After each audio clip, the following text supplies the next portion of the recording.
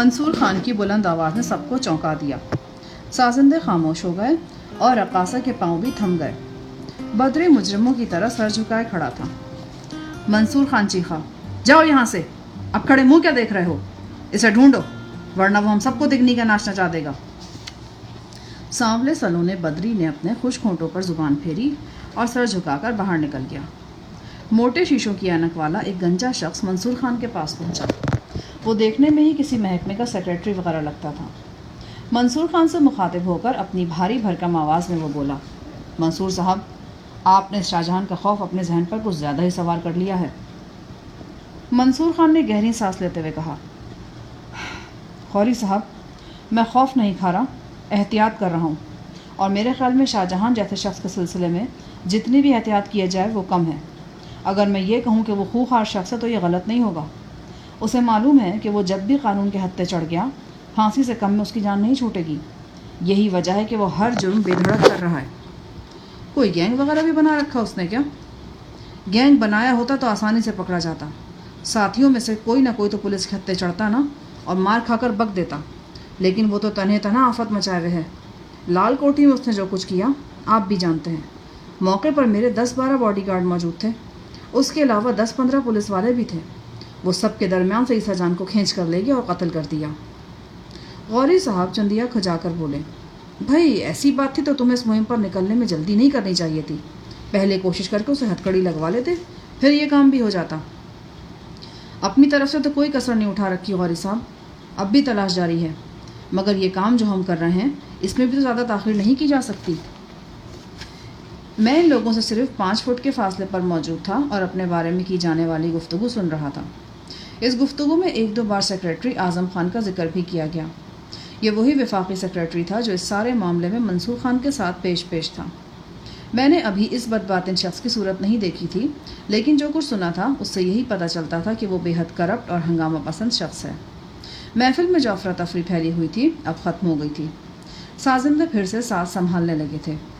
رقاصہ بھی رقص کے لیے تیار نظر آتی تھی۔ چوزے جیسی لڑکی پر جھکے ہوئے موٹے سیٹھ کا ہاتھ ایک بار پھر حرکت میں آ گیا۔ بلوری جام میں جو 2-3 منٹ کے لیے ساکت ہو گئے تھے اب دوبارہ گردش میں نظر آنے لگے۔ اچانک ایک ہاتھ آہستگی سے میرے کندھے پر آیا۔ میرے جسم میں برق سی دوڑ گئی۔ میں نے گھوم کر دیکھا، گیٹ کیپر میرے قریب کھڑا تھا۔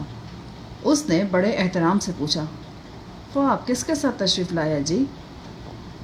میں چند لمحے اپنی جگہ بے حرکت بیٹھا رہا، پھر میں نے اطمینان سے اپنا کولٹ پسٹل جیب سے نکالا اور اسے تھپک کر بولا، میں اس کے ساتھ تشریف لایا ہوں۔ جی؟ جواب میں میرا بھرپور مکہ مسلح گیٹ کیپر کی تھوڑی پر پڑا اور وہ منصور خان کے سر کے اوپر سے ہوتا ہوا کرسیوں کے درمیان خالی جگہ پر گرا۔ اس کے گرتے ہی بیسمنٹ میں ایک دم کوہرام مچ گیا۔ رقاصہ نے ایک سریلی چیخ ماری اور سازندوں کو پھلانگ کر پردے کے پیچھے اوجھل ہو گئی۔ وہ لڑکیاں جو محفل میں موجود مختلف حضرات کی آغوش گرم کر رہی تھیں ہڑبڑا کر اٹھیں۔ میں نے پسٹل کی نال منصور خان کے سر سے لگا دی اور چیخ کر کہا، خبردار، اگر کسی نے حرکت کی تو وزیر صاحب کا بھیجا اڑا دوں گا۔ مجھے یقین تھا کہ میری یہ دھمکی کارگر رہے گی اور چند لمحوں کے لیے حاضرین محفل کے اعصاب مفلوج ہو جائیں گے۔ اس دوران میں اپنی پوزیشن مزید بہتر بنا سکتا تھا، لیکن سارا کام ایک گارڈ نے خراب کر دیا۔ وہ نشے میں تھا اور نشے سے پیدا ہونے والی دلیری کے سبب وہ اندھا دھند مجھ پر حملہ آور ہوا۔ منصور خان کی قسمت اچھی تھی کہ میری انگلی ٹریگر پر نہیں دبی، ورنہ گارڈ کی دلیری منصور خان کی جان لے سکتی تھی۔ گارڈ کی ٹکر سے میں لڑکھڑا کر کرسیوں پر جا گرا۔ اس سے پہلے کہ میں سنبھلتا 4-5 افراد مجھ پر پل پڑے۔ میں نے 2 فائر کیے، لیکن پھر پسٹل میرے ہاتھ سے نکل گیا۔ اتنے میں مزید افراد بھی موقع پر پہنچ گئے اور میں ان کے بوجھ تلے دب کر رہ گیا۔ میرے جسم پر مکے ہتھوڑوں کی طرح برس رہے تھے۔ میں نے حملہ آوروں کے نرغے سے نکلنے کی بھرپور کوشش کی، لیکن کامیابی نہ ہو سکی۔ پھر میرا ہاتھ اپنی پنڈلی کے خنجر کی طرف بڑھا، لیکن اس سے پہلے کہ خنجر میرے ہاتھ میں آتا اور حملہ آوروں کو لینے کے دینے پڑ جاتے، 2 پولیس افسران نے پھرتی کا مظاہرہ کیا اور میرے ہاتھ پشت پر موڑ کر ہتھکڑی پہنا دی۔ ہتھکڑی پہنانے والے افسر کا چہرہ بے حد کرخت تھا۔ مجھے یوں لگا کہ میں اسے تھوڑا بہت جانتا ہوں۔ یہ سب کچھ بہت تیزی سے ہوا تھا۔ اپنی بے بسی میرے لیے ناقابل برداشت تھی۔ میں جھلا اٹھا۔ بہت عرصے بعد ایسا ہوا تھا کہ میں نے خود کو یوں لاچار محسوس کیا تھا۔ ضربیں ابھی تک میرے جسم پر لگ رہی تھیں۔ ہاتھ اب خالی آزاد نہیں تھے، لہٰذا میں چہرے کا دفاع بھی نہیں کر سکتا تھا۔ میں نے محسوس کیا کہ ہونٹوں اور پیشانی سے خون بہہ رہا ہے۔ منصور خان 8-10 فٹ کے فاصلے پر سینہ تانے کھڑا تھا۔ اس کی نگاہیں مجھ پر جمی ہوئی تھیں۔ مار کٹائی کے دوران میں میرے چہرے کا ریڈی میڈ میک اپ بھی تتر بتر ہو گیا تھا۔ نتیجہ یہ نکلا کہ بیسمنٹ میں موجود بعض افراد مجھے پہچان گئے تھے۔ اس شناخت کے فوراً بعد ان کے چہروں پر ہوائیاں اڑنے لگیں اور ان کی آنکھیں حیرت سے پھیلتی چلی جا رہی تھیں۔ یقیناً منصور خان بھی ان افراد میں شامل تھا۔ وہ میرے قریب پہنچا اور بالکل فلمی انداز میں تالی بجا کر بولا، واہ بھائی واہ، بہت خوب، کیا ناٹک رچا ہے تم نے۔ اس کے ساتھ ہی اس نے میری ایک لٹکتی ہوئی مونچھ کو چٹکی میں پکڑ کر پولیس آفیسر کی ہتھیلی پہ رکھ دیا۔ وہ لڑکیاں جو دھینگا مشتی سے دہشت زدہ ہو کر باہر بھاگ گئی تھیں، اب تماشا دیکھنے کے لیے دوبارہ بیسمنٹ میں آ گئیں۔ ان میں بے حد پتلی کمر والی فلمی رقاصہ بھی تھی۔ آج تک وہ ایسے مناظر شوٹنگ میں دیکھتی رہی تھی، لیکن یہ جیتی جاگتی زندگی کا حقیقی منظر تھا۔ پولیس والے اصلی تھے، میرے ہاتھوں میں لگی ہوئی اسٹیل کی ہتھکڑی اصلی تھی، مجھ سے ہاتھا پائی کرنے والوں کے پھٹے ہوئے کپڑے، میرے جسم سے بہتا ہوا خون اور گارڈز کے ہاتھوں میں چمکتی ہوئی رائفلیں، سب کچھ اصلی تھا۔ میں نے جو 2 فائر کیے تھے ان میں سے ایک اسی قبائلی گارڈ کی ٹانگ میں لگا جس نے سب سے پہلے مجھ پر حملہ کیا تھا۔ 2 افراد اسے اٹھا کر باہر لے جا چکے تھے۔ خون کی پتلی لکیر بیسمنٹ کے وسط سے بیرونی دروازے تک چلی گئی تھی۔ میرے اعصاب پر شدید جھنجھلاہٹ کا غلبہ تھا۔ میں نے چلا کر کہا، منصور خان، تم اچھا نہیں کر رہے، تمہیں خمیازہ بھگتنا پڑے گا۔ تمہارے اس ایڈونچر میں جتنے بندے مریں گے ان سب کا خون تمہاری گردن پر ہوگا۔ بہت خوب، میری گردن کی بڑی فکر ہے تمہیں۔ اتنی فکر اپنی گردن کی کرتے تو تمہارے لیے اچھا ہوتا۔ تم ایک بنا بنایا کام بگاڑ رہے ہو منصور خان۔ جو منصوبہ تم نے بنایا ہے اس کا نتیجہ تباہی کے سوا اور کچھ نہیں ہوگا۔ تم اپنا جوتش اپنے پاس ہی رکھو تو بہتر ہے۔ یہ جوتش نہیں ہے منصور خان، میں تمہیں آنکھوں دیکھی بات بتا رہا ہوں۔ اپنی طاقت کے زوم میں مت رہو، وہ لوگ بہت خطرناک ہیں، تم لوگوں کو جنگل میں بھگا بھگا کر مار ڈالیں گے۔ کیوں اپنے ساتھ ساتھ ان سب کی جان کے دشمن بن رہے ہو؟ ہر شخص مجھے یوں دیکھ رہا تھا جیسے میں کسی دوسرے سیارے سے براہ راست گلگت کے اس قہوہ خانے میں اترا ہوں۔ شاید ان لوگوں کو ابھی تک یقین نہیں آ رہا تھا کہ وہ مجھے پکڑنے میں کامیاب ہو گئے ہیں۔ منصور خان بھی انہی لوگوں میں سے تھا۔ یقیناً اس نے بھی نہیں سوچا تھا کہ جس شخص کے حوالے سے وہ شب و روز خوف کا شکار ہے وہ یوں اچانک گرفت میں آ جائے گا۔ واقعی جو کچھ ہوا تھا بالکل اچانک اور غیر متوقع تھا۔ زندگی غالباً اسی ناہمواری اور بے ترتیبی کا نام ہے۔ کس لمحے میں کیا چھپا ہے ہم کچھ نہیں جان سکتے۔ میرے ہاتھوں میں ہتھکڑی تھی، چاروں طرف سے گارڈز نے دبوچ رکھا تھا اور 2-3 رائفلیں بھی میری طرف اٹھی ہوئی تھیں۔ اس کے باوجود ہر شخص متوحش اور چوکس نظر آ رہا تھا، جیسے ابھی میں ہوا بن کر اڑ جاؤں گا یا اس تہخانے کی دیواریں میرے جانثار ساتھیوں کو اگل دیں گی اور وہ گولیوں کی بوچھاڑ کرنے کے بعد بزور طاقت مجھے چھڑا کر لے جائیں گے۔ منصور خان نے تہخانے کا دروازہ اندر سے مقفل کر دیا اور تہخانے کے ایک گوشے میں پولیس افسران کے ساتھ سر جوڑ کر صلاح مشورہ کرنے لگا۔ ان سب کے چہرے جوش سے تمتما رہے تھے۔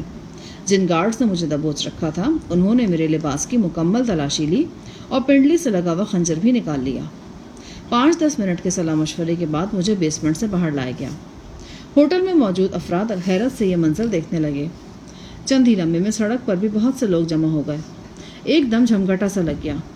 مسلح افراد گرج برس کر لوگوں کو پیچھے ہٹانے لگے۔ میرے ارد گرد ایک عجیب سنسنی خیز سا ماحول پیدا ہو گیا تھا۔ منصور خان کے گارڈز مجھے تقریباً کھینچتے ہوئے ایک پرائیویٹ جیپ تک لے آئے۔ 2 پولیس گاڑیاں بھی قریب ہی موجود تھیں، لیکن ان گاڑیوں کے بجائے مجھے پرائیویٹ جیپ میں بٹھایا جانا سنگین خطرے کی نشاندہی کرتا تھا۔ بہرطور میں اس وقت احتجاج کرنے کی پوزیشن میں تھا اور نہ ہی شور شرابہ کر سکتا تھا۔ پرائیویٹ گاڑی کے آگے پیچھے پولیس کی گاڑیاں تھیں، اس کے علاوہ مسلح محافظ بھی تھے۔ جو ہی یہ قافلہ شہر کے مضافات میں پہنچا، ایک جگہ گاڑی روک کر میری آنکھوں پر پٹی باندھ دی گئی۔ ان گاڑیوں نے پختہ اور نیم پختہ راستوں پر قریباً 1.5 گھنٹے تک سفر کیا اور پھر رک گئیں۔ یہاں میری آنکھوں پر سے پٹی ہٹا لی گئی۔ میں نے خود کو ایک الگ تھلگ عمارت کے احاطے میں دیکھا۔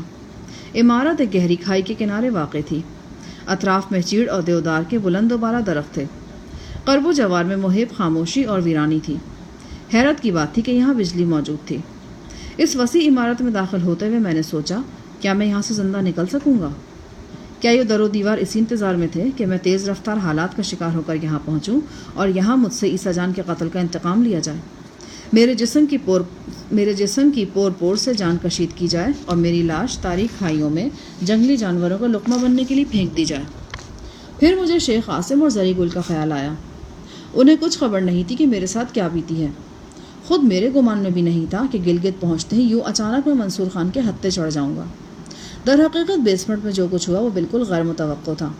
میری جگہ کوئی بھی ہوتا تو یہ اندازہ نہیں لگا سکتا کہ یوں اچانک اتنے زیادہ گارڈز نمودار ہو جائیں گے۔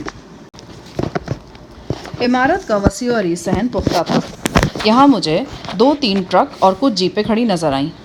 چند افراد بھی ادھر ادھر گھوم رہے تھے۔ انہیں دیکھتے ہی اندازہ لگایا جا سکتا تھا کہ وہ سادہ لباس میں پولیس فورس کے اہلکار ہیں۔ ان لوگوں نے بھی مجھے بڑے تجسس سے دیکھا۔ محرابی دروازوں اور بلند و بالا چھت والے ایک برآمدے سے گزر کر مجھے عمارت کے ایک اندرونی حصے میں لے جایا گیا۔ یہاں کہیں کہیں بلب روشن تھے۔ عمارت کا یہ حصہ کسی قدیم کھنڈر کا نمونہ پیش کرتا تھا۔ کمرے جیل کی بیرکوں جیسے تھے۔ سلاخ دار کھڑکیوں اور بڑے بڑے آتش دانوں کے نیچے جالے لٹک رہے تھے۔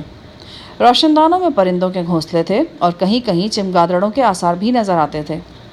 عجیب یاس انگیز ماحول تھا۔ مجھے عمارت کے اندرونی کمرے میں دھکیل دیا گیا اور آہنی دروازہ بند کر دیا گیا۔ میں نے کرخت چہرہ پولیس انسپکٹر سے کہا، تم لوگ مجھے اس طرح بند کرنے کا کوئی حق نہیں رکھتے۔ اگر مجھے لے جانا ہے تو تھانے لے جاؤ۔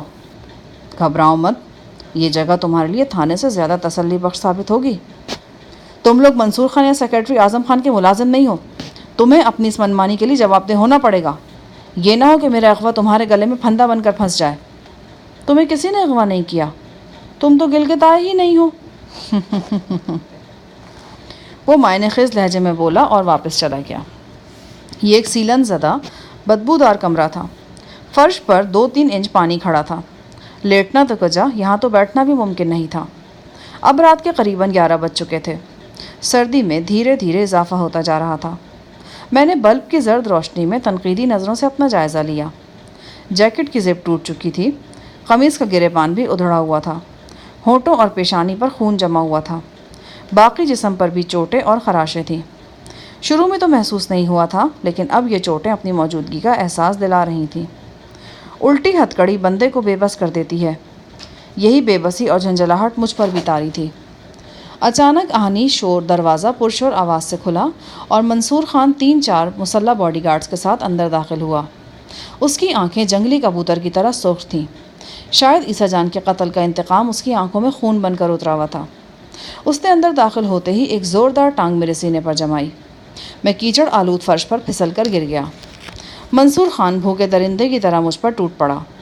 پہلے وہ بے دریغ ٹھوکریں رسید کرتا رہا، پھر ایک گارڈ کے ہاتھ سے رائفل لے کر جھپٹ پڑا۔ ساتھ ساتھ وہ اندھا دھند گالیاں بھی بک رہا تھا۔ پانی اور کیچڑ میں اس کے سفید بے داغ کپڑے برباد ہو گئے تھے، لیکن اسے کوئی پرواہ نہیں تھی۔ 3 آٹومیٹک رائفلیں میری طرف اٹھی ہوئی تھیں۔ اس حالت میں مزاحمت کا مطلب خودکشی کے سوا اور کچھ نہیں تھا۔ مناسب یہی تھا کہ تحمل کے ساتھ یہ ضربیں اور گالیاں برداشت کی جائیں۔ منصور خان مار مار کر ہانپ گیا تو اس نے اپنے گارڈز کو اشارہ کیا۔ ان میں سے گٹھے ہوئے جسم کا خطرناک شخص آگے بڑھا۔ یہی وہ انسپکٹر تھا جس نے مجھے ہتھکڑی لگائی تھی۔ میں دیر سے اسے پہچاننے کی کوشش کر رہا تھا۔ ایک دم مجھے یاد آ گیا، اس شخص کا تعلق پنجاب پولیس سے تھا اور کہا جاتا تھا کہ یہ ملزموں کی زبان کھلوانے میں اپنا ثانی نہیں رکھتا۔ پولیس کے حلقوں میں اسے ارباب تاتاری کے نام سے یاد کیا جاتا تھا۔ لاہور جیل میں اپنی قید کے دوران میں نے ایک بار اس شخص کی بے رحمی اور گرم مزاجی کے بارے میں سنا تھا۔ اس وقت میں نے تصور بھی نہیں کیا تھا کہ ایک یخبستہ رات کو ایک ویران عمارت کے کیچڑ آلود کمرے میں خود کو اس نامہربان شخص کے رحم و کرم پر پاؤں گا۔ وہ میری طرف بڑھا تو اس کا چہرہ پتھر کی طرح سپاٹ تھا، لیکن اس کے بے تاثر چہرے میں چھپی ہوئی حیوانیت کا احوال لفظوں میں بیان کرنا شاید ممکن نہ ہو۔ اسے دیکھ کر ہی کہا جا سکتا تھا کہ اپنے شکنجے میں آئے ہوئے شکار کو موت کے لیے تڑپا تڑپا کر زندہ رکھنا اس شخص کا دل پسند مشغلہ ہے۔ اس شخص کو دیکھ کر میرے اندر خوف کی ایک لہر جاگی۔ خوف اس بات کا نہیں تھا کہ یہ شخص مجھے تشدد کے شکنجے میں جکڑے گا۔ خوف اس بات کا تھا کہ اس شخص کو دیکھ کر میرے اندر جو نفرت جاگی تھی وہ میرے ہاتھ سے احتیاط کا دامن چھڑا دے گی اور 3 خودکار رائفلوں کی موجودگی کے باوجود میں مزاحمت پر آمادہ ہو جاؤں گا۔ ظاہر اگر ایسا ہو جاتا تو جانی نقصان لازمی تھا، اور زیادہ امکان یہی تھا کہ یہ جانی نقصان میرا ہی ہوگا۔ بندھے ہاتھوں کی وجہ سے میں بے بس تھا، اور بے بسی جذبات میں آ کر ہمیشہ نقصان اٹھاتی ہے۔ اس شخص نے آتے ساتھ ہی ایک زوردار ٹھوکر میری پسلیوں میں ماری اور پھنکار کر بولا، اوئے ساتھی کہاں ہیں تیرے؟ میرے ساتھ کوئی نہیں تھا۔ کوئی نہیں تھا؟ کوئی نہیں۔ اچھی طرح سوچ لو، ابھی تھوڑی دیر میں تمہیں اپنا بیان نہ بدلنا پڑ جائے۔ میرے جسم میں چنگاریاں سی چھوٹ پڑیں۔ میں پانی اور کیچڑ میں شرابور تھا، لیکن جسم میں آگ بھڑکی ہوئی تھی۔ یہ آگ اس شخص کے لب و لہجے نے جگائی تھی۔ کیا کرنا چاہیے؟ یہ سوال ہتھوڑے کی طرح ذہن پر برس رہا تھا۔ ارباب تاتاری نامی اس پولیس انسپکٹر نے ایک اور ٹھوکر میری پسلیوں میں لگائی۔ یہی وقت تھا جب کمرے سے باہر قدموں کی چاپ سنائی دی۔ پھر ایک پولیس مین نے اندر آ کر انسپکٹر تاتاری کو سلوٹ کیا اور بولا، سر جی، بندہ پکڑا گیا ہے۔ کہاں سے؟ بازار سے جی، شاپنگ کر رہا تھا۔ ہیڈ کانسٹیبل نثار نے پہچان لیا۔ کہاں ہے؟ لے آئے ہیں جی، ابھی جیپ میں ہی ہے۔ یہی پوچھنے آیا ہوں کہ اسے رکھنا کہاں پر ہے۔ انسپکٹر تاتاری نے سوالیہ نظروں سے منصور خان کی طرف دیکھا اور وہ بولا، یہیں لے آؤ اس حرام کے تخم کو۔ پھر میری طرف متوجہ ہو کر وہ بولا، تو کہتا تھا کہ تیرا کوئی ساتھی نہیں ہے۔ مجھے کیا پتا تم نے کسے پکڑا ہے، ابھی پتہ چل جاتا ہے، منصور خان نے مونچھیں مروڑ کر کہا۔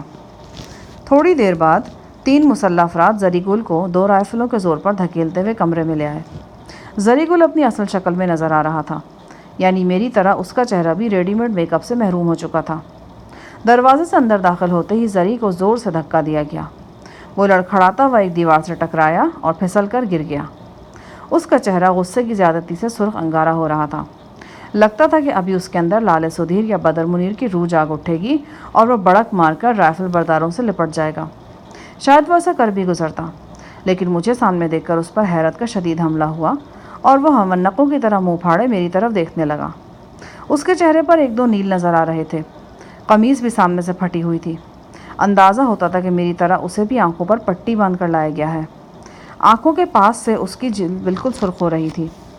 منصور خان نے روبدار لہجے میں پولیس اہلکار سے پوچھا، شیخ صاحب کے بارے میں کیا پتہ چلا؟ پولیس اہلکار بولا، لگتا ہے کہ شیخ صاحب کو خطرے کی خوشبو آ گئی تھی جی۔ ان کی سفید گاڑی ڈاک خانے کے قریب ملی ہے، مگر شیخ صاحب کا کچھ اتا پتہ نہیں۔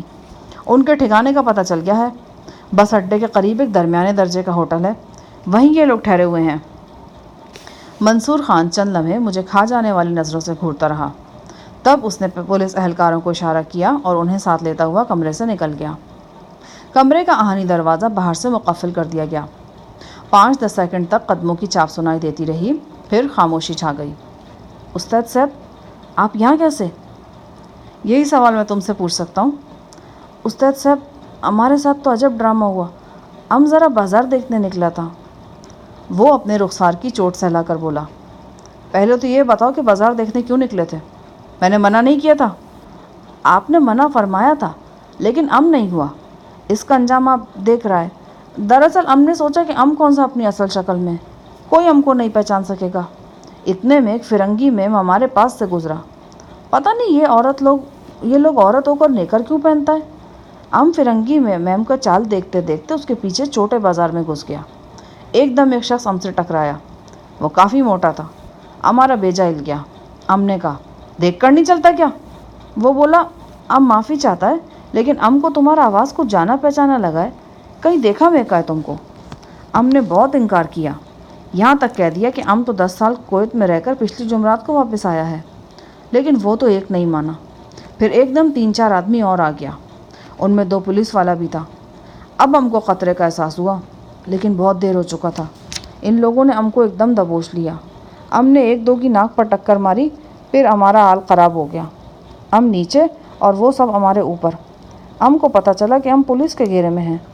وہ کو بندوق کے زور پر یہاں لے آیا۔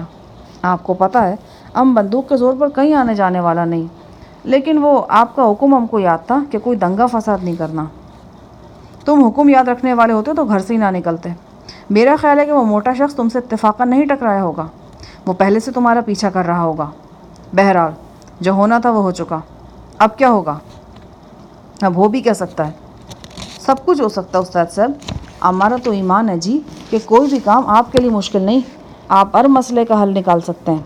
غلط فہمی ہے تمہاری، اگر ایسی بات ہوتی تو میں سب سے پہلے تمہارا حل نکالتا۔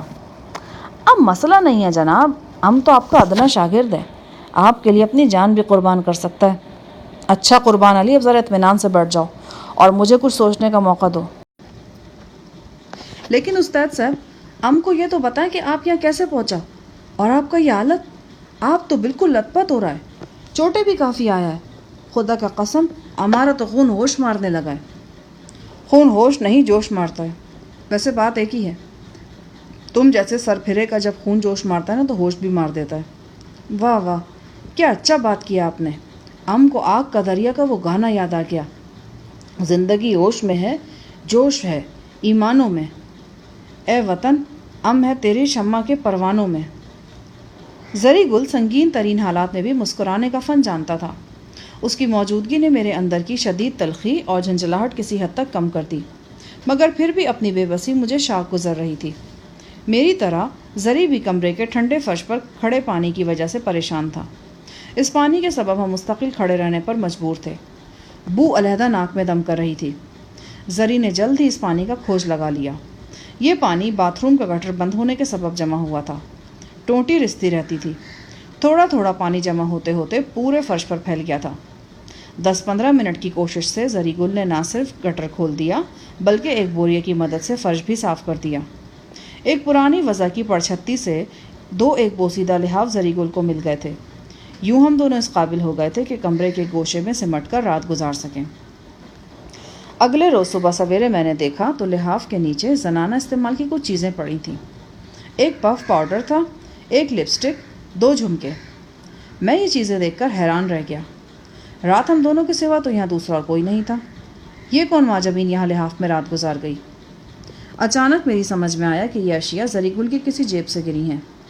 میں نے نیم خوابدیدہ زری گل کو جھنجھوڑتے ہوئے پوچھا، اوئے لکڑی کے باندر، یہ جیب میں کیا اسلحہ لیے پھر رہا ہے؟ زری گل نے چونک کر زنانہ اشیاء کو دیکھا اور ذرا سا جھینپ گیا۔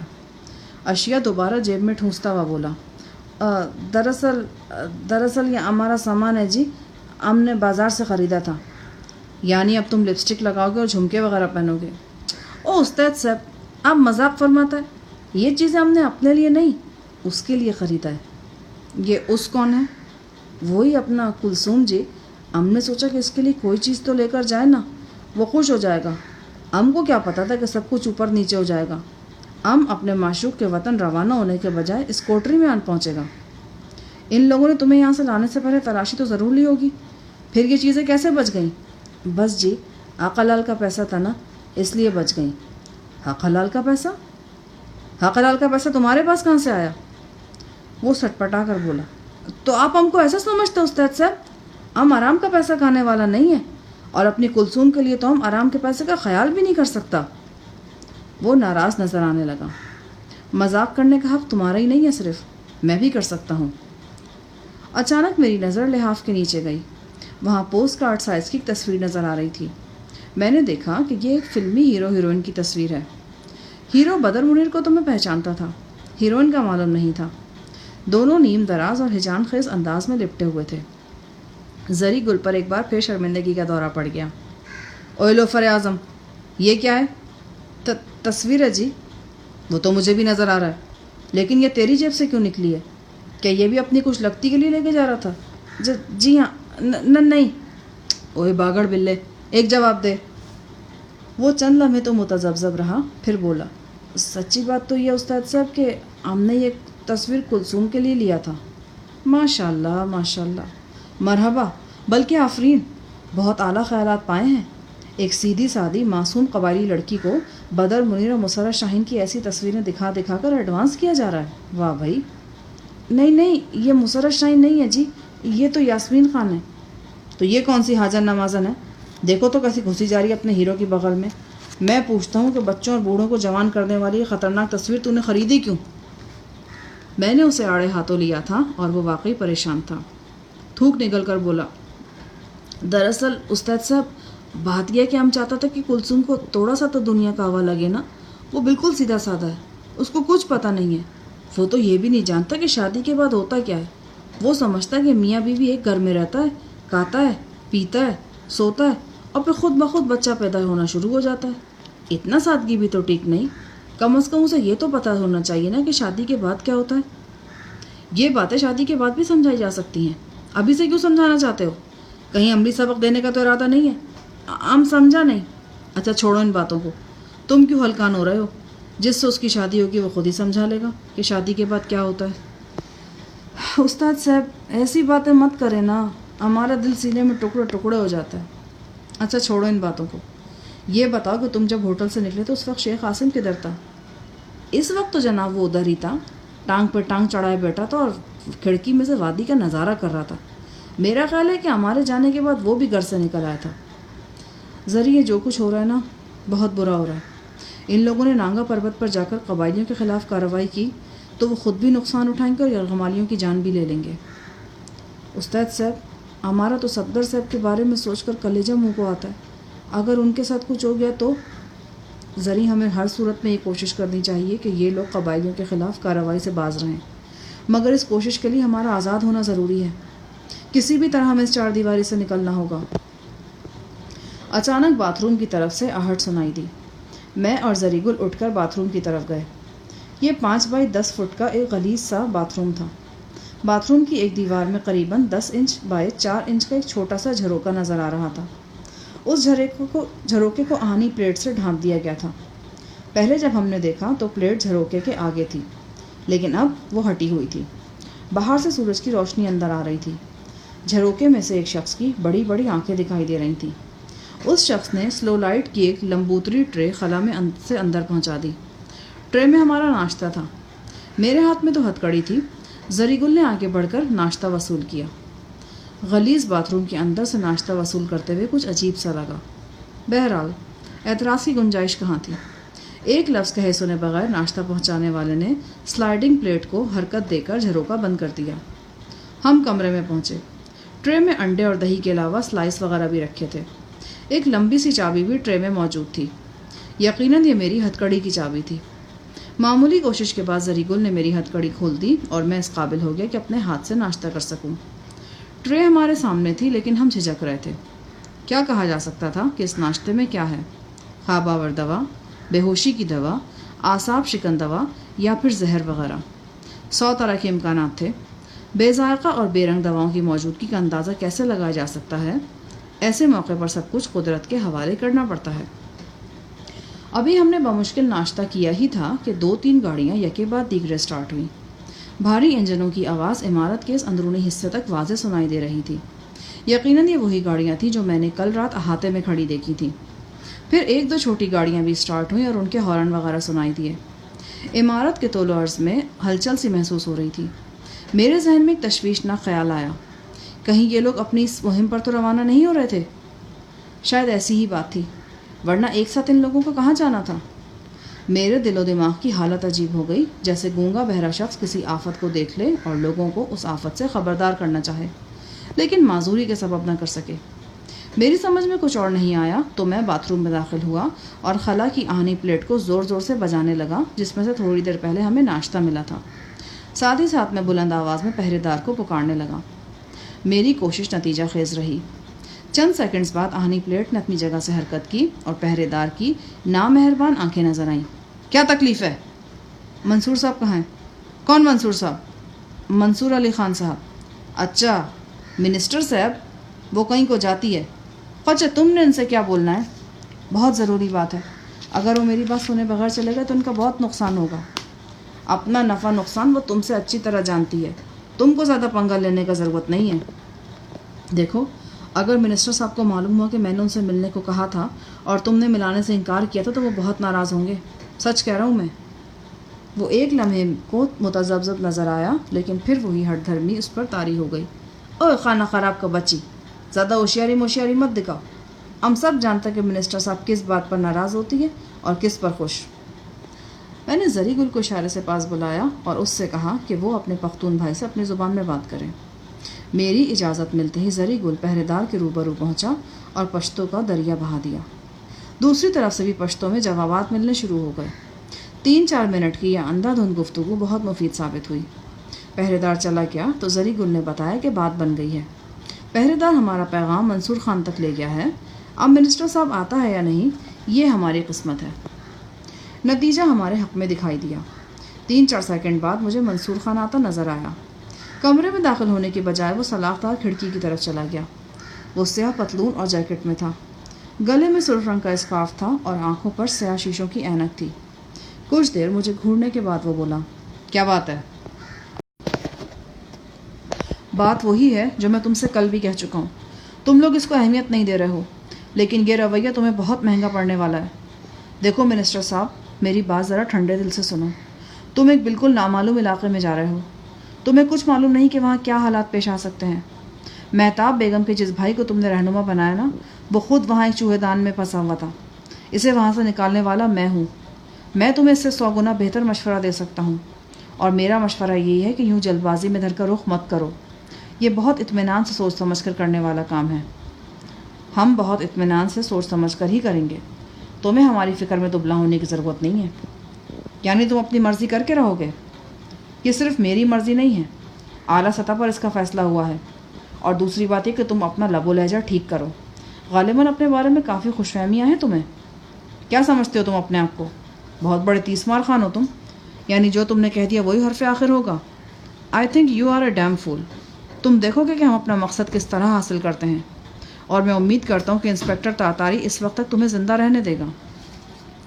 منصور خان کے آخری الفاظ میں ایک خطرناک دھمکی تھی۔ میں نے بولنے کے لیے ہونٹ کھولے، لیکن اس سے پہلے ہی وہ پاؤں پٹکتا ہوا واپس جا چکا تھا۔ اس کی چال میں منسٹر کی شان و شوکت کے علاوہ بلا مقابلہ منتخب ہونے والے ایم پی اے کی نخوت بھی شامل تھی۔ منسٹر صاحب، میں پھر کہہ رہا ہوں، ایک بار اچھی طرح سوچ لو، میں نے پکار کر کہا۔ میرا فقرہ مکمل ہونے سے پہلے ہی منصور خان ایک محرابی دروازے کے پیچھے اوجھل ہو چکا تھا۔ میری آواز بلند چھتوں والی عمارت میں گونج کر رہ گئی۔ میری جھنجھلاہٹ انتہا کو چھونے لگی۔ کچھ سمجھ میں نہیں آ رہا تھا کہ کیا کروں۔ نڈھال سا ہو کر میں فرش پر بیٹھ گیا۔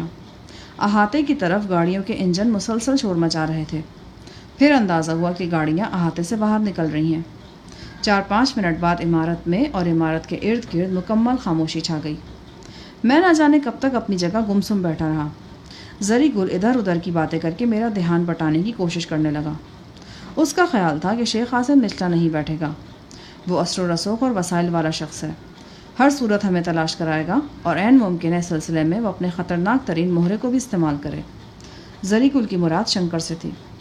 سری لنکا میں قیام کے دوران ہی شیخ قاسم نے شنکر کی خدمات حاصل کر لی تھیں، اور شنکر اس کا اہم ترین ہرکارہ بن گیا تھا۔ زری گل کا اندازہ درست تھا۔ یہ خیال کیا جا سکتا تھا کہ ہماری تلاش کے سلسلے میں شیخ قاسم شنکر کو میدان میں لے آئے۔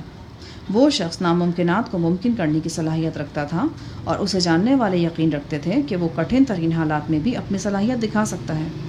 مگر یہ تو تب ہوتا کہ اگر شیخ قاسم واقعی مجھے تلاش کرانا چاہتا۔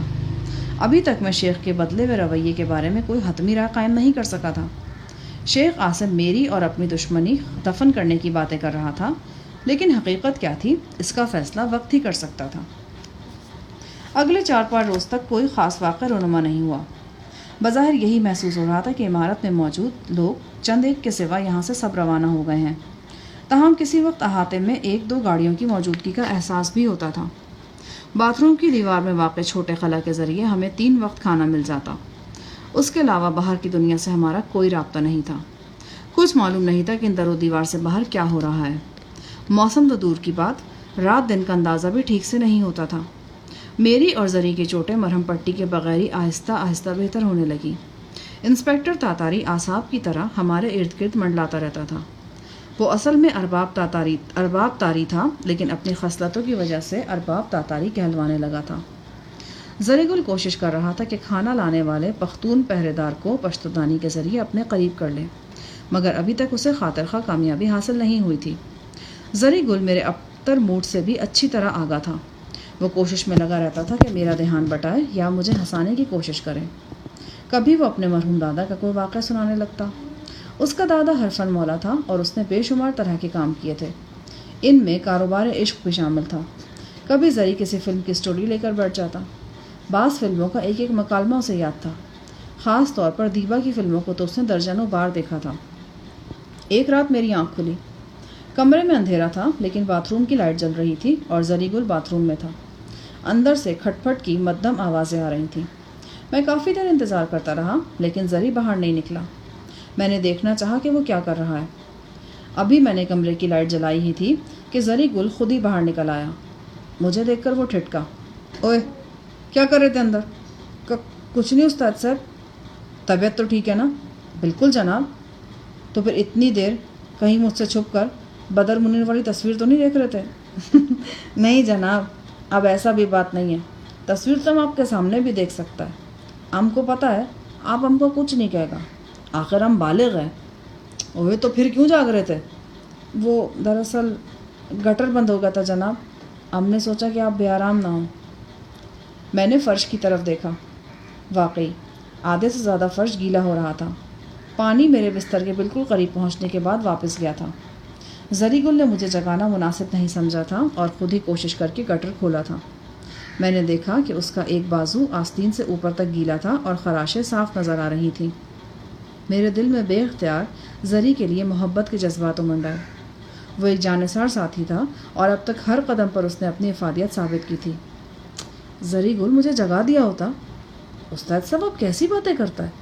زری کے ہوتے ہوئے آپ کے آرام میں خلل پڑے تو لعنت ہے زری پر. میں نے کھوئی کھوئی نظروں سے اسے دیکھتے ہوئے کہا، یار تمہیں کیا ملتا ہے میرے ساتھ رہ کر؟ میری تو قسمت میں ہی در بدر بھٹکنا لکھا ہے. تم کیوں ہر وقت میری مصیبتوں میں حصے دار بنے رہتے ہو؟ آپ کا کیا خیال ہے کہ 150 کروڑ روپیے آپ اکیلے عزم کر لے گا؟ ہرگز نہیں، ہم ایسا کبھی نہیں ہونے دے گا. زری گل، میں جانتا ہوں کہ تو لالچی نہیں ہے. اس دولت کی حیثیت تیرے نزدیک ایک تنکے کے برابر بھی نہیں ہے. یہ آپ کا وہم ہے جناب، اور وہم کا علاج تو ہمارے دادا کے پاس بھی نہیں تھا. یہ کہتے ہوئے وہ دوبارہ باتھ روم میں گھس گیا. غالباً ہاتھ وغیرہ دھونے گیا تھا. میں اپنی جگہ بیٹھا رہا اور اس سر پھرے شخص کے بارے میں سوچتا رہا جس کا نام زری گل تھا، جو اپنے ہر رشتے ناطے سے منہ موڑ کر میرا سایہ بنا ہوا تھا. ہر وقت میرے لیے اپنی جان ہتھیلی پر لیے پھرتا تھا. اندر سے زری گل کی آواز آئی، استاد صاحب سونا نہیں، ہم آپ کو خاص بات بتاتا ہے. نہیں جاگ رہا ہوں. چند منٹ بعد زری گل میرے قریب آ کر بیٹھا اور بولا، استاد صاحب ہم جو سرخی پاؤڈر کلثوم کے لیے لایا تھا نا، اس کا ہم نے بہت اچھا استعمال کیا ہے. اس کال کوٹری میں اس کا کیا اچھا استعمال ہو سکتا ہے؟ خوچے اچھا استعمال تو کال کوٹری کے اندر نہیں باہر کیا ہم نے وہ سارا سامان دستور خان کو دے دیا ہے، اس کا بیوی کے لیے. اس کا نیا شادی ہوا ہے نا. اب یہ دستور خان کون ہے؟ وہی جناب جو ہم دونوں کے لیے کانا لاتا ہے. اب اس کے ساتھ ہمارا توڑا یاری ہو گیا ہے. اس نے آج ہم کو کئی باتیں بتایا. ابھی کو 2 گھنٹہ پہلے جب آپ سو رہا تھا نا، ہم اس سے باتیں کر رہا تھا. دستور خان نے ہم کو بتایا کہ اب یہ عمارت تقریباً خالی پڑا ہے. ایک تانے دار، ایک حوالدار اور 4-5 قبائلی محافظوں کے علاوہ اب یہاں کوئی اور نہیں ہے. لیکن یہ سب بڑا سخت گیر لوگ ہیں، ہر وقت چوکس اور چوکنا رہتا ہے. ہمارا خیال ہے کہ دستور خان نے اس تانے دار کا ذکر کیا ہے جس کے بارے میں آپ فرماتا ہے کہ وہ چنگیز خان کا سالہ ہے. دستور خان کا کیا خیال ہے؟ کیا یہاں سے نکلنے کی کوشش کی جا سکتی ہے؟ ابھی دستور خان سے ہمارا اتنا بے تکلف ہی نہیں ہوا، لیکن اس کی باتوں سے تو یہی پتہ چلتا کہ یہاں سے نکلنا آسان نہیں ہے. وہ ہم سے پوچھ رہا تھا، کیا تمہارا کوئی ساتھی باہر نہیں ہے کیا؟ شاید وہ کہنا چاہتا تھا کہ باہر سے آنے والی مدد کے بغیر ہمارا یہاں سے نکلنا ممکن نہیں. تمہارا کیا خیال ہے؟ وہ یہاں سے نکلنے میں ہماری کس طرح مدد کر سکتا ہے؟ ہم ابھی کچھ یقین سے نہیں کہہ سکتا جناب. ویسے اگر وہ ہم سے بے تکلف ہو جائے تو اس سلسلے میں بات کیا جا سکتا ہے. ہم نے اس سے پوچھا تھا کہ کوئی آپ کو اخبار وغیرہ مل سکتا ہے. وہ بولا، اخبار تو نہیں مل سکتا لیکن ہم کوشش کرے گا. کچھ دیر ہم لحاف میں لپٹائے بیٹھے رہے اور دستور خان کے سلسلے میں باتیں کرتے رہے. اس 4 دیواری سے باہر یقیناً رات کا اندھیرا تھا، سردی تھی اور جنگل کی بیابانی تھی. کبھی کبھی کسی نامعلوم جانور کی دور افتادہ آواز بھی ہمارے کانوں تک پہنچ جاتی تھی. میرا دھیان ایک بار پھر شیخ قاسم کی طرف چلا گیا. شیخ اگر ہمیں تلاش کرنا چاہتا تو اس کے لیے بہت آسانی پیدا ہو سکتی تھی. میرے جسم میں موجود الیکٹرانک آلے کا تعلق شیخ کی رسٹ واچ سے تھا. 10 کلومیٹر کے دائرے میں جہاں بھی ہوتا شیخ قاسم کو علم ہو سکتا تھا. یعنی وہ میری تلاش میں نکلتا تو اس کی آنکھ 10 کلومیٹر کے دائرے میں دیکھ سکتی تھی. معلوم نہیں وہ اس آنکھ کو استعمال میں لا بھی رہا تھا یا نہیں، اور یہ بھی معلوم نہیں تھا کہ وہ گلگت میں ہے یا لاہور واپس جا چکا ہے. اگلے روز حسب معمول 8 بجے کے قریب ہمیں ناشتہ پہنچایا گیا. ناشتہ عمدہ اور وافر ہوتا تھا. یقیناً یہاں موجود پولیس والے اور دیگر گارڈز خوش خوراک واقع ہوئے تھے. ہاف فرائی انڈے، مکھن، چائے اور پہاڑی طرز کی نمکین خمیری روٹی ناشتے میں موجود تھی. اچانک میری نگاہ ٹرے میں پڑی.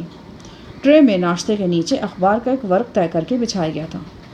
میں نے دیکھا یہ ایک دن پہلے کا اخبار تھا۔ دستور خان نے زری گل سے کیا ہوا وعدہ پورا کیا تھا۔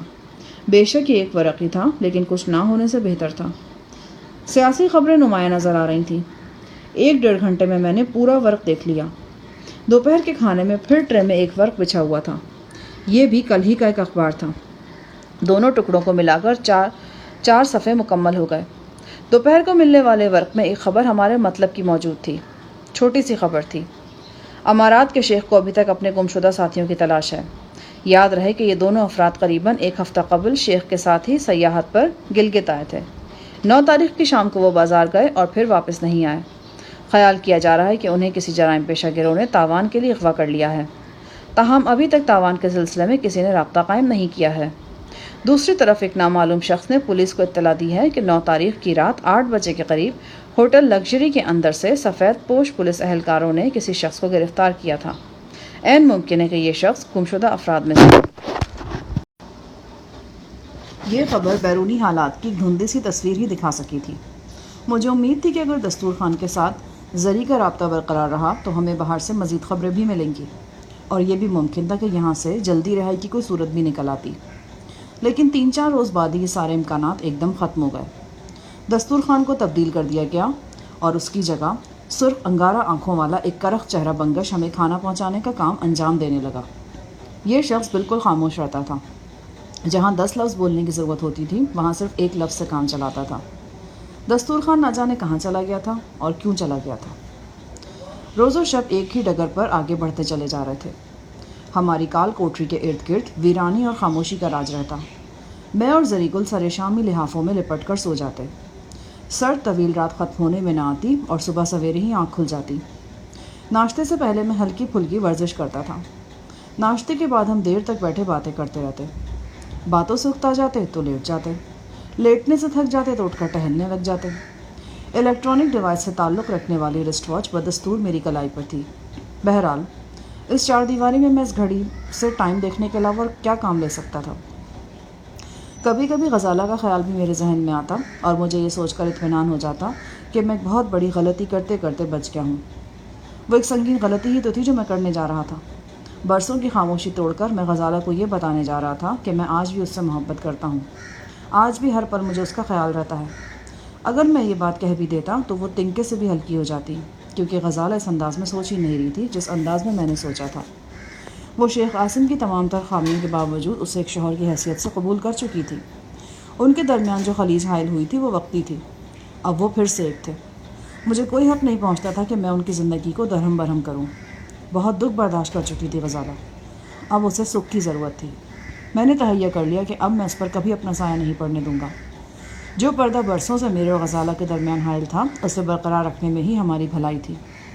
وہ دور بھی تھی تو کیا ہوا، وہ میرے تصورات میں میرے قریب تھی۔ ہر صبح کا خیال اجالے کے ساتھ میرے سرہانے اترتا تھا اور میرے بالوں میں انگلیاں چلاتا تھا۔ ہر رات وہ اپنی حسین آنکھوں سے مجھے شب بخیر کہتی۔ بس اتنا ہی بہت تھا، ہاں اتنا ہی بہت تھا۔ 2 مہینے ہم نے اسی زندہ میں بند ہو کر گزار دیے۔ ارد گرد کی دنیا سے ہم بالکل کٹے ہوئے تھے۔ باہر کے حالات کی ہوا تک ہمیں نہیں لگی تھی۔ اس دوران میں موسم نمایاں طور پر تبدیل ہو چکا تھا۔ رات کو خنکی ہوتی تھی لیکن دن کے وقت درجہ حرارت ٹھیک ہی رہتا تھا۔ جوں جوں وقت گزرتا جا رہا تھا اپنی بے خبری میرے لیے تکلیف دہ ہوتی جا رہی تھی۔ معلوم نہیں تھا کہ باہر کیا ہوا ہے، منسٹر منصور خان اور اسلام آباد کے بیوروکریٹس کی مہم کا کیا نتیجہ نکلا، صفدر اور جان چاول وغیرہ پر کیا بیتی ہے، ساحل صاحب کہاں ہیں اور کس حال میں ہیں۔ میں نے اور زری گل نے اپنے طور پر یہاں سے نکلنے کے بارے میں بہت سوچا تھا، لیکن یہ سوچیں ایک ہی دائرے میں گھوم پھر کر رہ گئی تھیں۔ آہنی دروازے اور سلاخ دار کھڑکی کے سوا اس کمرے میں کوئی راستہ نہیں تھا، اور یہ دونوں چیزیں اپنی جگہ تقدیر کی طرح اٹل اور ناقابل شکست تھیں۔ زندگی کی تلخ حقیقتیں ایسے ہی لاچار کرنے والی ہوتی ہیں۔ وہ ایک نیم گرم دوپہر تھی۔ زری گل کو ہلکا ہلکا بخار تھا۔ رات کو کمرے میں کیڑے رینگتے رہتے تھے۔ کوئی ایسا ہی رینگنے والا دشمن اسے کاٹ گیا تھا۔ جسم پر 2-3 جگہ سرخی اور بخار ہو گیا تھا۔ وہ آنکھیں بند کیے دیوار سے ٹیک لگائے نیم دراز تھا۔ گاہے بگاہے وہ لمبی سی سرد آہ بھرتا تھا۔ لگتا تھا کہ پورے کمرے کی آکسیجن ایک ہی آہ میں خرچ کر ڈالے گا۔ اوے زری کے بچے، کیا کر رہا ہے یہ؟ کچھ نہیں استاد صاحب، اب مزہ لے رہا ہے۔ کس بات کا مزہ؟ बुखार का। ओए बंदर, बुखार भी मज़ा लेने की कोई चीज़ है? हमको मज़ा आ रहा है ना जी। जब सर्दी से जिस्म में अंगड़ाई जब सर्दी लगकर बुखार चढ़ता है, अंगड़ाइयाँ सी आती है और बदन टूटता है तो अजीब तरह का सुरूर पैदा हो जाता है। मुझे तो लगता है कि तुम्हारे दिमाग के पेच ढीले हो गए हैं। बीमारी भी मज़ा लेने की चीज़ है भला। उस्ताद साहब, आप हमारा माशियात, मतलब वो नफ्सियात कहना चाह रहा था, आप हमारा माशियात को समझता ही नहीं है। आपकी मौजूदगी में हमारे दिल का मौसम एकदम बदल जाता है। मज़ा देने वाला चीज़ तो मज़ा ही देता है, तकलीफ़ देने वाला चीज़ भी मज़ा देने लगता है। हालांकि ये कैद तकलीफ़ देने वाला चीज़ है, लेकिन हम आपके साथ असली खुशी ये कैद झेल सकता है। बल्कि शायद अगर हम छूट भी जाए तो हमारा दिल मैला हो जाए और हम गाना गाने पर मजबूर हो जाए। कैद मांगा था, रिहाई तो नहीं मांगा था। हमने अपने उस्ताद साहब से जुदाई तो नहीं मांगा था।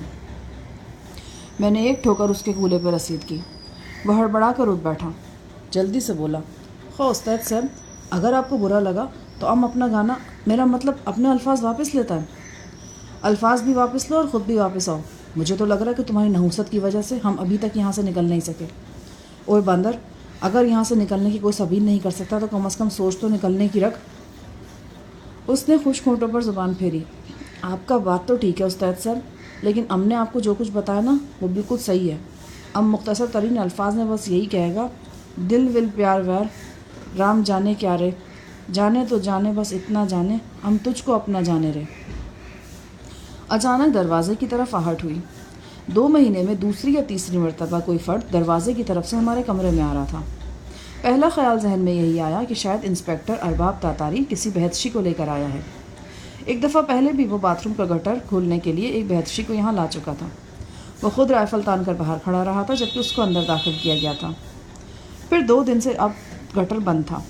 मेरे जहन में कुदरती तौर पर बहतशी का ख्याल आया, लेकिन जो शख्स हमारे कमरे में दाखिल हुआ वो ना बहतशी था, ना इंस्पेक्टर तातारी, ना बहतशी ना जहन्नुमी। वो शख्स सफारी सूट में मुलव्वस था। उसने मोटे शीशों की ऐनक लगा रखी थी। उसके साथ 2 कांस्टेबल थे। एक कांस्टेबल के हाथ में चाबियों का गुच्छा मुझे दूर से ही नज़र आ गया। सफारी सूट वाला बज़ाहिर सख्तगीर नज़र आता था, लेकिन वो बड़े मुलायम लहजे में मुझसे मुखातिब हुआ। शाहजहां साहब, मेरा नाम हशमत है, मैं दर्जा अव्वल मजिस्ट्रेट हूँ, आपको अपने साथ ले जाने आया हूँ। कहाँ? इस बिल्डिंग में कुछ और लोग आपसे मिलना चाहते हैं।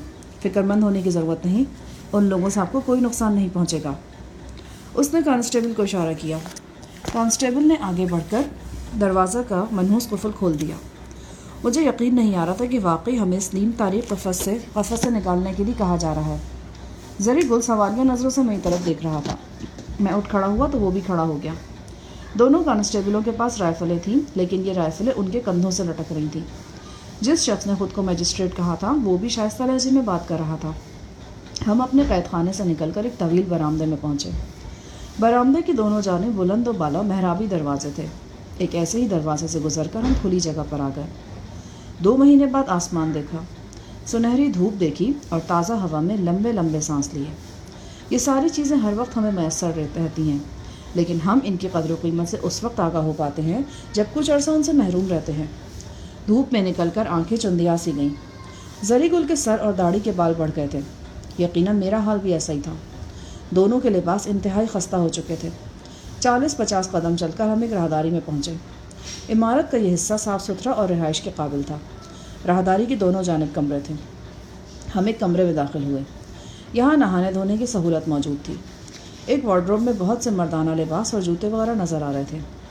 हैरत की बात यह थी कि कमरे में एक हज्जाम भी मौजूद था। मजिस्ट्रेट बोला, आप हजामत बनवाना चाहें तो बनवा लें। ये सामने बाथरूम है।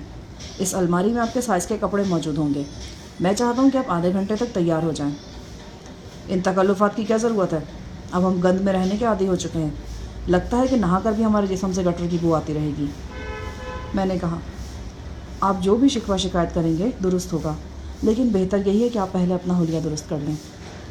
हज्जाम ने हम दोनों की ख्वाहिश के मुताबिक बाल काट दिए। नहाने और कपड़े वगैरह बदलने में हमें आधा घंटा मज़ीद लग गया। जो ही हम तैयार हुए, मजिस्ट्रेट साहब कांस्टेबलों के साथ आधम के। चंद कदम राहदारी में चलाने के बाद हमें एक और कमरे में लाया गया। मैं ये देखकर शशदर रह गया कि इस कमरे में मुश्तबा कवर बड़े इत्मीनान से एक तवील सोफे पर बैठा था। 3 अफराद और भी कमरे में मौजूद थे। इनमें कोई डॉक्टर भी था। دوسرے 2 شکل و صورت سے سول افسر نظر آتے تھے۔ میں یہ دیکھ کر حیران ہوا کہ اس کمرے میں خوبرو لڑکی بھی موجود تھی۔ اس کے بال شہد رنگ تھے۔ عمر قریباً 22-23 سال رہی ہوگی۔ حیرت کی بات یہ تھی کہ لڑکی کے ہاتھ اور پاؤں چرمی پٹیوں یعنی اسٹرپس میں جکڑے ہوئے تھے۔ وہ اپنے ہاتھوں کو بار بار جھٹکا دیتی جیسے چرمی پٹیوں کی گرفت سے نکلنا چاہتی ہو، لیکن منہ سے کچھ نہیں بول پا رہی تھی۔ اس کے ہونٹ مضبوطی سے بند تھے اور آنکھیں جیسے کہیں بہت دور خلا میں دیکھ رہی تھیں۔ پہلی ہی نظر میں اندازہ ہو جاتا تھا کہ لڑکی کی حالت ٹھیک نہیں ہے۔ مجھے دیکھ کر بےتابانہ مشتبہ کنور اپنی جگہ سے کھڑا ہو گیا۔ اس نے باہیں کھولی اور مجھے گلے سے لگا لیا۔ اس کی گرفت میں گرم جوشی اور اپنائیت تھی۔ میرے بعد اس نے زری گل کو بھی گلے لگایا اور اس کی پیٹھ تھپکی۔ یہ سب میں کیا دیکھ رہا ہوں مشتبہ صاحب؟ یہ ایک لمبی کہانی ہے شاہ جہان، میں ابھی تمہیں سب کچھ تفصیل سے سناتا ہوں۔ پھر وہ اس لڑکی کی طرف متوجہ ہوا، کچھ دیر سنسنی خیز نظروں سے اسے دیکھتا رہا اور پھر کہنے لگا، اس لڑکی کو پہچانتے ہو شاہ جہان؟ شکل تو کچھ جانی پہچانی سے لگتی ہے، شاید کہیں اخبار وغیرہ میں دیکھی ہوگی۔ مشتبہ بولا، یہ مشہور صنعت کار اعجاز رائے کی بیٹی نائلہ ہے۔ کچھ عرصہ پہلے صوبائی وزیر منصور خان کے ساتھ اس کا نام اخباروں میں آتا رہا ہے۔ اب 7-8 ماہ سے نائلہ مسز نائلہ منصور بن چکی تھی۔